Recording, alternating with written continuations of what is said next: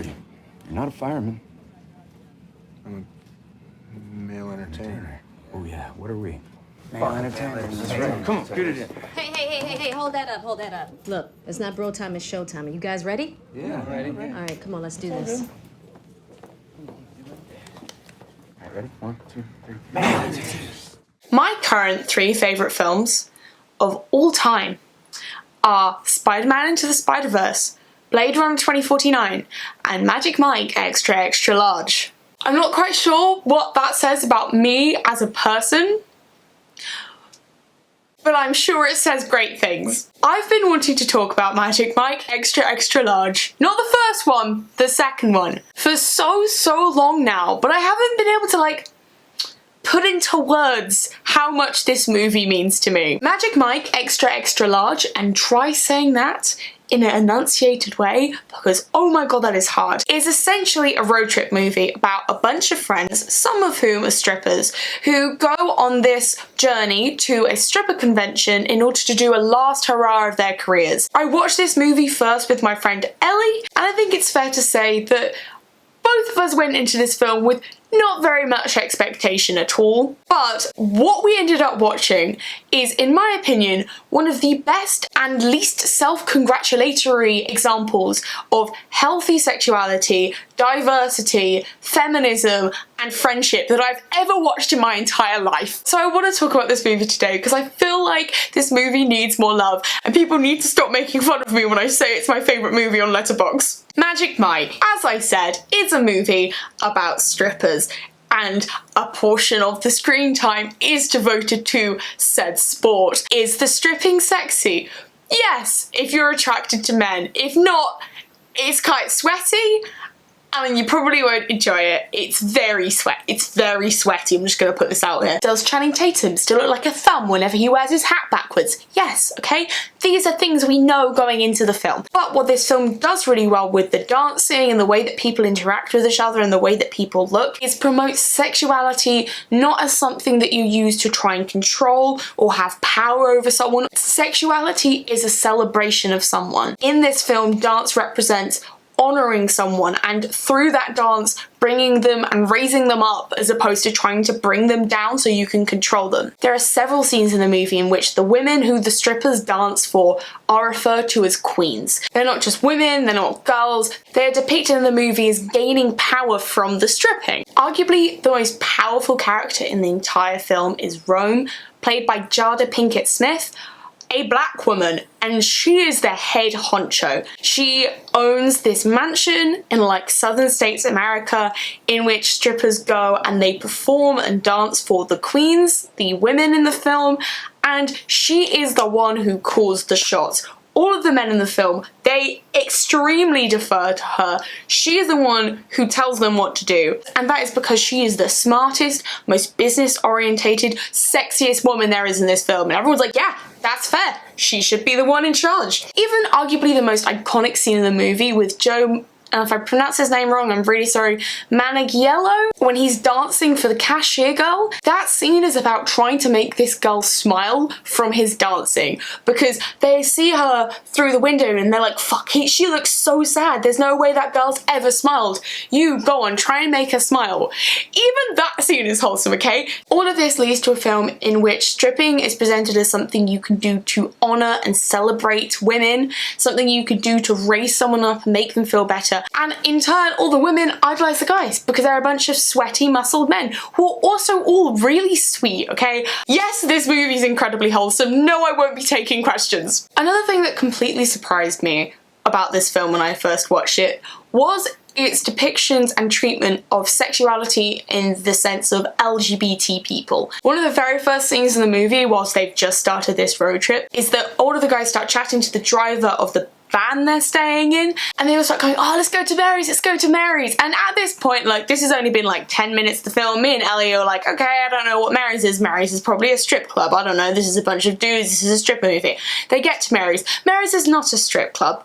Mary's is a drag club, and they all sit in the drag club with their sparkler drinks and they have a great time in this drag club, and then they go dancing in the drag club, because of course they can, because they're strippers. They win the competition in the drag club, and then all of them go get high on the beach with all of these drag queens that they've obviously known for years, and just have a good time together. Amber Heard's character, the first meeting that her and Channing Tatum ever have, it's the sort of typical guy meets a girl, they're on this beach together, the same scene. They start joking about what their drag names would be, which by the way is a great start to meet someone. They start chatting, and Amber Heard's character makes a comment. She goes, look, listen, you know, I am bisexual, but I'm sorry, I'm not really looking or interested in guys right now.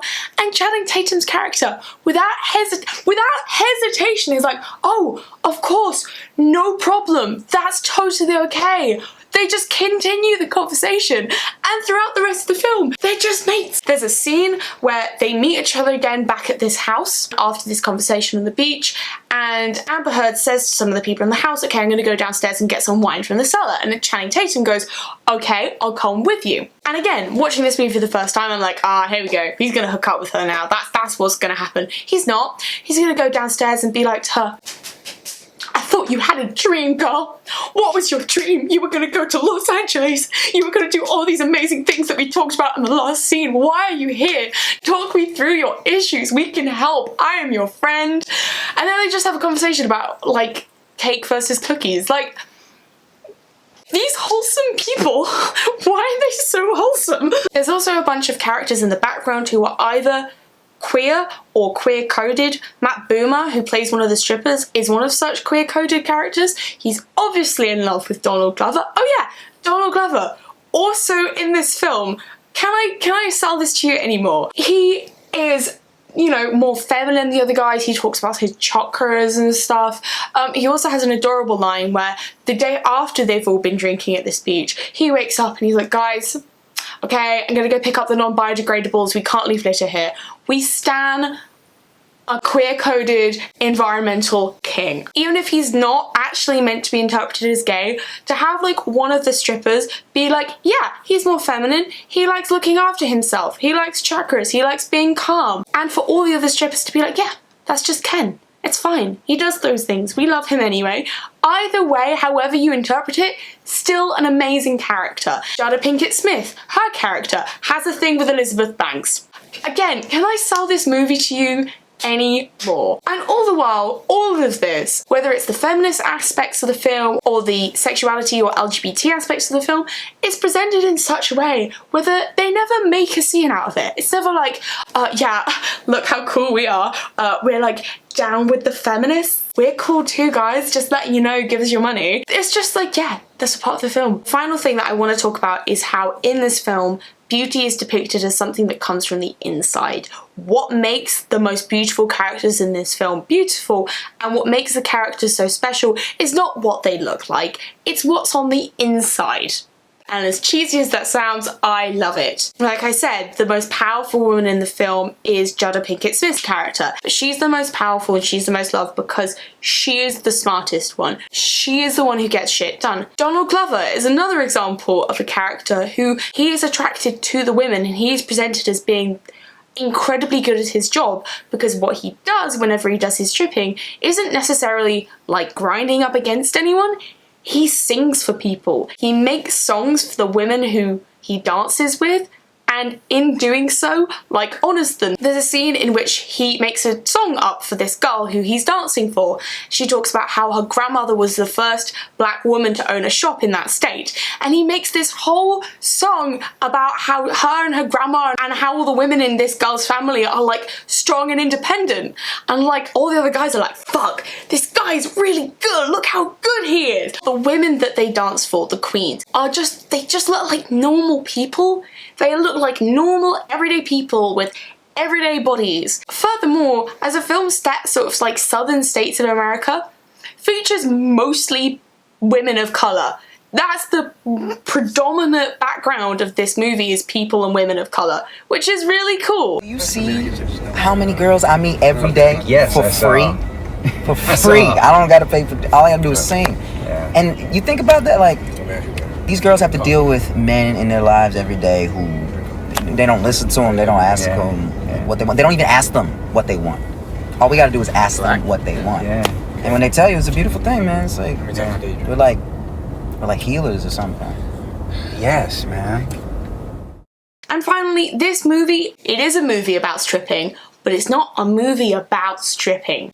The entire point of the film and the entire point of the end scene where all of them dance is that all of the characters have to come to love the parts of themselves that make them unique and follow their dreams. All of the guys in the film talk about what their dreams are, and a lot of the guys end up living their dreams either through real life or through stripping, which is a weirdly wholesome thing to say.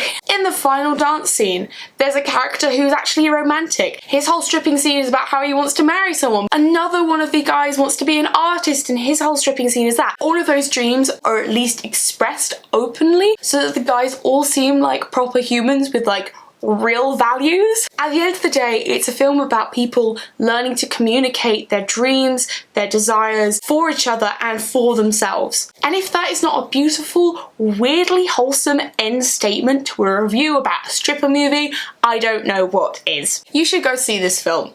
Go, it's like on Netflix or Amazon, just go watch it.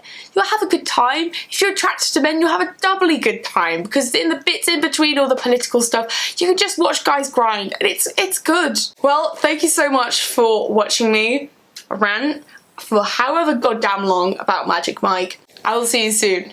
Okay, bye.